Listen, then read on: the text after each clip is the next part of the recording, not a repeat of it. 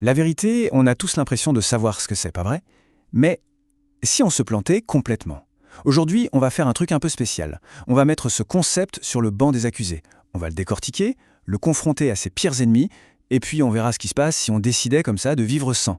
Alors, bienvenue au procès de la vérité absolue. Allez, on plonge direct dans le vif du sujet avec cette question.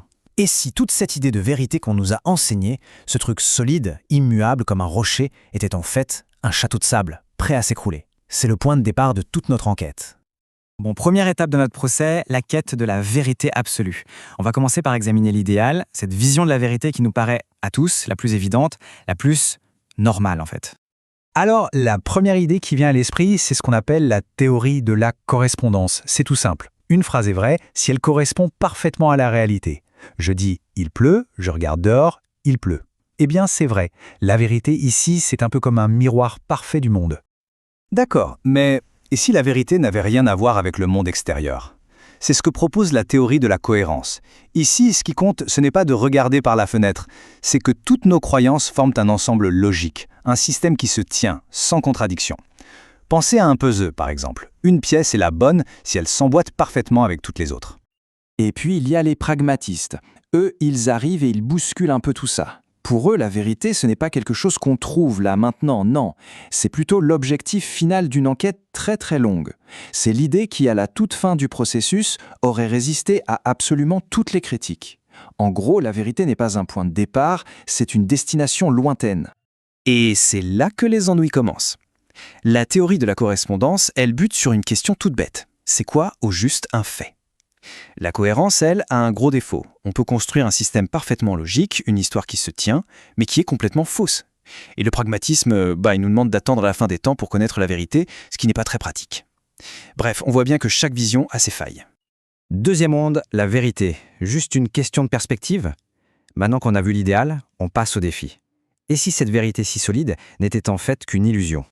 Voilà, on arrive au cœur du combat. D'un côté, l'absolutisme. Un fait est un fait, que l'on soit à Paris ou à Tokyo, aujourd'hui ou il y a 1000 ans. Point final. De l'autre, le relativisme, qui nous dit « Eh, pas si vite ». Pour lui, la vérité dépendrait de notre culture, de notre langue, de notre époque. Ce qui est vrai ici ne l'est pas forcément ailleurs. Mais attention, il faut être précis. Il y a le relativisme fort, le plus radical, qui dit qu'une chose peut être littéralement vraie pour un groupe et fausse pour un autre. C'est une idée assez vertigineuse. Le perspectivisme, lui, est plus subtil. Il nous dit que la vérité existe bien, mais qu'elle est comme un immense diamant. Chacun de nous ne peut en voir qu'une seule facette à la fois, depuis son propre angle de vue. Troisième partie, vérité, pouvoir et contrôle. L'accusation passe à la vitesse supérieure. Et si la vérité n'était pas seulement une question de perspective, mais carrément un outil de domination? C'est Nietzsche qui lance la première offensive. Pour lui, notre fameuse quête de vérité n'a rien de pur. En fait, c'est juste une manifestation de notre désir de pouvoir, de notre volonté de puissance. Pour le dire simplement, ce qu'on appelle la vérité, ce sont les métaphores qui ont gagné. Les idées de ceux qui ont réussi à imposer leur vision du monde. Et puis, Michel Foucault enfonce le clou. Il affirme que la vérité, on ne la découvre pas comme un trésor caché. Non, on la fabrique. Ce sont les grandes institutions, la science, l'école, la justice, qui décident de ce qui est vrai ou faux. Et ce, dans un seul but, nous contrôler. La vérité devient alors une arme de pouvoir. Et voilà son mécanisme, en 3 temps.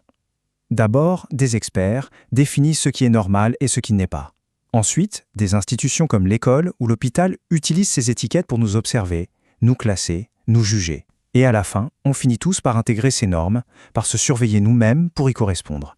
C'est ça, un régime de vérité. Prenons un exemple tout bête, l'argent. Un billet de banque, ce n'est qu'un morceau de papier, on est d'accord? Il n'a de la valeur que parce que des milliards de gens ont décidé collectivement que c'était le cas. C'est une vérité qu'on a complètement construite, une fiction partagée qui fait tourner le monde. Eh bien, le constructionnisme social nous dit que beaucoup de choses que l'on croit réelles fonctionnent sur ce même principe. Quatrième partie, le prix à payer. Bon, on a entendu les critiques, elles sont puissantes. Mais si on jette l'idée même de vérité à la poubelle, qu'est-ce qui se passe? Quels sont les risques? D'un point de vue purement logique, on tombe tout de suite sur un paradoxe. Si j'affirme « il n'existe aucune vérité », cette phrase que je viens de dire, est-elle vraie? Si oui, alors j'ai trouvé au moins une vérité et ma propre affirmation est fausse. C'est un vrai casse-tête. Pour nier la vérité, il faut déjà en affirmer une. Et pourtant, ce casse-tête logique, dans la pratique, il n'arrête pas grand monde. car dans les faits, dans notre quotidien, dans nos sociétés, c'est un peu comme si on était bel et bien en train de laisser tomber cette idée de vérité. Des chercheurs de la Rand Corporation ont même mis un nom là-dessus, le Truth Decay, le déclin de la vérité. Le concept est simple. Ce n'est pas que la vérité n'existe plus, c'est que les faits objectifs et l'analyse rigoureuse comptent de moins en moins dans le débat public au profit des opinions personnelles et des émotions. Et ça, ce n'est pas qu'une simple discussion de philosophes, loin de là. Les conséquences sont très, très concrètes. Le débat public devient impossible, la politique est bloquée, les gens se désintéressent, et au final, c'est la confiance même dans la démocratie qui s'effrite. Le prix à payer est énorme. Il suffit de regarder les chiffres. Quand la frontière entre faits et opinion devient floue, la confiance dans les institutions censées nous éclairer, les médias, les scientifiques, le gouvernement s'effondre. Chacun se réfugie dans sa bulle avec sa propre version de la réalité. Et le dialogue devient impossible. Dernière partie, le verdict. Alors comment on sort de là? Si la vérité absolue est peut-être hors d'atteinte et que vivre sans est dangereux, que reste-t-il? La réponse n'est peut-être pas une définition, mais plutôt une attitude. Et si la solution finalement, ce n'était pas de posséder la vérité, mais de s'engager à la chercher? L'objectif ne serait plus de la brandir comme un trophée, mais d'accepter humblement de se mettre en chemin pour s'en approcher pas à pas. La vérité ne serait plus une destination, mais une quête permanente. Ça nous met face à un dilemme très moderne. D'un côté, il y a ce devoir de savoir, de s'informer pour prendre des décisions éclairées. Mais de l'autre, il y a aussi ce droit de ne pas savoir, de se protéger, de choisir ce qu'on laisse entrer dans notre esprit. Et ces deux impératifs aujourd'hui sont en conflit permanent. Au fond, la vraie question n'est peut-être plus « qu'est-ce que la vérité ?», mais plutôt « sommes-nous prêts collectivement à faire l'effort de la chercher ?» C'est un chemin, pas une destination. Un chemin qui demande de la rigueur, de l'écoute et beaucoup d'humilité. La question de savoir si nous sommes prêts à l'emprunter, elle reste grande ouverte.